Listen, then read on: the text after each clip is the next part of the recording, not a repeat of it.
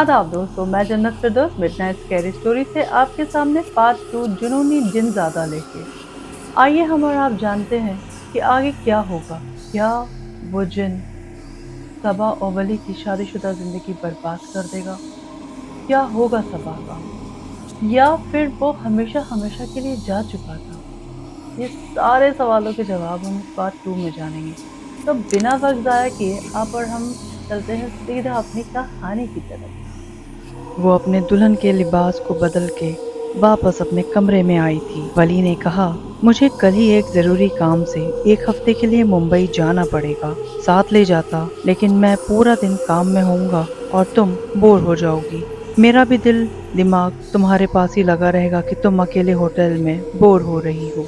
सबा ने कहा, कोई बात नहीं, आप परेशान ना हो, आप अपना काम कर लें। लेकिन सुबह वो बहुत उदास थी, ना चाहते हुए भी उसके चेहरे से साफ दिख रहा था। सबा के ससुराल वाले भी वली को प्यार से डांट लगा रहे थे, लेकिन वली को ये सब अच्छा न लग रहा था।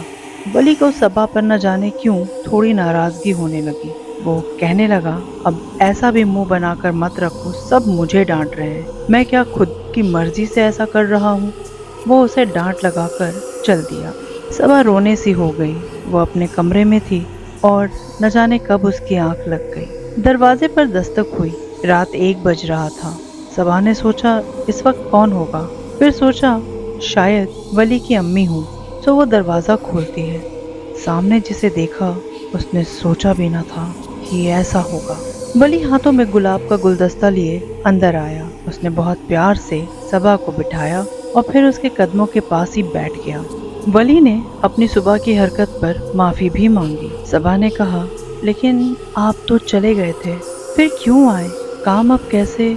वली ने कहा, तुम्हारा उदास चेहरा और नम आंखें जाने नहीं दी, सो लौट आया, और गलती की माफी भी तो मांगनी थी।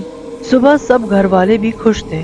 सबा को खुश देखकर सबा खुशी से और खूबसूरत लगने लगी। लेकिन न जाने क्यों 1-2 दिन में ही सबा को सब अजीब नजरों से देखने लगे। वो किसी से कुछ कहती तो वो लोग जवाब न देते, बच्चों को भी उसके पास न आने देते।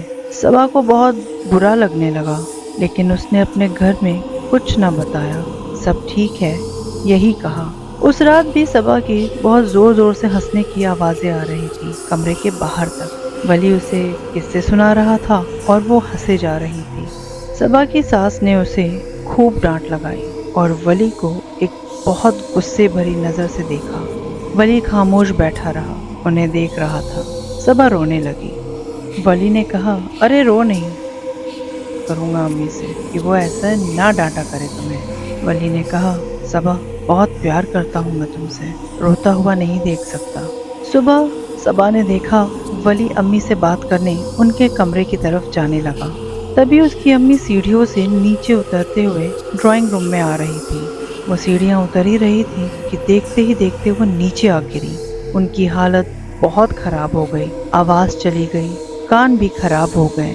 सबा को बहुत बुरा लगने लगा। वली को वो कहने लगी कि ये सब क्या हो गया। वली सबा को रोता देख परेशान होने लगा। वो उसे समझाने लगा, लेकिन सबा रोए जा रही थी। एक रात वली के वालिद साहब उठे। वली को उन्होंने टेरेस पर जाते हुए देखा था। पीछे पीछे वो भी चल दिए, लेकिन टेरेस पर जब वो पहुंचे तो उन्होंने वली को आवाज दी। वली पलट के देखा तो वो फ्लोर पर सीने पे हाथ रख के तड़प रहे थे। वली उन्हें उठाकर रूम में लेकर आता है। डॉक्टर आते हैं। उन्हें शिद्दत का हार्ट अटैक आया था। वो बच नहीं पाए और इस दुनिया से वो रुखसत हो गए। पूरा घर बहुत शौक में था। सबा के समझ ही नहीं आ रहा था कि ये क्या हो गया। घर में सिर्फ मुसीबत ही मुसीबत, और सभी घर वाले सबा को कोसने लगते हैं। वो कहते हैं, जिस दिन से तुम घर में आई हो न जाने सिर्फ मुसीबत ही मुसीबत आई हुई है। बोली, मैंने? सबा ने कहा, मैंने क्या किया है? तो फिर उनके घर वाले कहने लगे कि पहले तो तुम उदास थी, फिर न जाने क्यों तुम पागलों की तरह अकेले हंसती रहती, अकेले बातें करती रहती। सबा को ये बात समझ न आई। پھر وہ ولی کی طرف دیکھتی ہے اور سبھی ولی کی طرف دیکھتے ہیں۔ بولے ہاں تم یہاں نہیں تھے تو یہ کچھ دن پاگلوں کی طرح خود سے ہی بات کرتی، خود سے ہی روتی، خود سے ہی ہنستی۔ ولی نے ان لوگوں کی باتوں کا کوئی جواب نہیں دیا۔ صبا سبھی کی باتوں سے بہت حیران اور پریشان تھی، لیکن اس وقت وہ کچھ بھی نہیں کہنا اور پوچھنا چاہتی تھی۔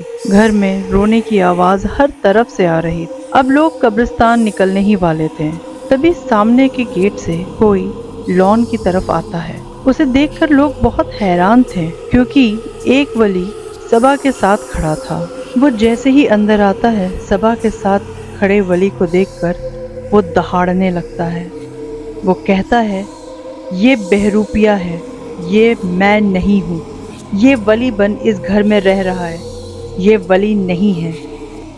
وہ اس پر جیسے ہی ہاتھ کھینچتا ہے ویسے ہی زوروں کی ہوا چلنے لگتی ہے اور ایک دم سے صبا کے ساتھ کھڑا ولی بہت لمبا، بالکل سفید لباس میں کھڑا تھا۔ اس نے کہا ہاں میں ولی نہیں ہوں، میرا نام زید ہے، میں جن زاد ہوں اور صبا سے پیار کرتا ہوں، اور تو اس کے لائق نہیں۔ جس نے میری حقیقت جانا وہ جان سے گیا۔ سب لوگ سمجھ گئے کہ اس گھر میں کیا ہوا ہے ان بیتے دن۔ صبا کی قدر نہیں کرے گا تو کبھی نہیں کر سکے گا تو، اور میں اسے یہاں نہیں رہنے دوں گا تیرے پاس۔ صبا کے جیسے کچھ سمجھ میں نہیں آ رہا تھا، لیکن اچانک صبا نے گلے پر ہاتھ لگایا اپنے۔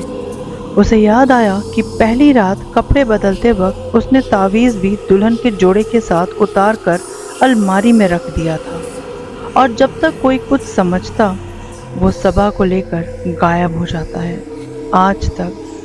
آج تک میں وہ منظر نہیں بھولی۔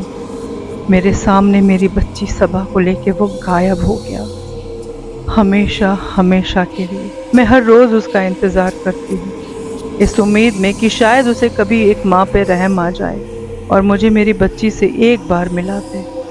میری ان تمام بچیوں سے التجا ہے جو شام کے وقت بال کھلے رکھ کر خوشبو لگائے ادھر ادھر چھتوں پر ایسے ہی گھومتی رہتی ہیں، وہ نہ گھومیں، کیونکہ ان کے سچ میں لاپتہ ہو جانے کے بعد زندگی عذاب سی ہو جاتی ہے ماں باپ۔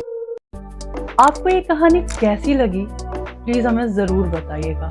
چینل کو سبسکرائب کر لیجئے گا اور وہ بیل آئیکن کو بھی ضرور آن کر دیجیے گا تاکہ جب ہماری کوئی نئی کہانی آئے تو اس کی سیدھی نوٹیفیکیشن آپ تک آ جائے۔ تب تک آپ اپنا خیال رکھیے، ہم پھر ملیں گے ایک نئی اسکیری اسٹوری کے ساتھ۔ تب تک کے لیے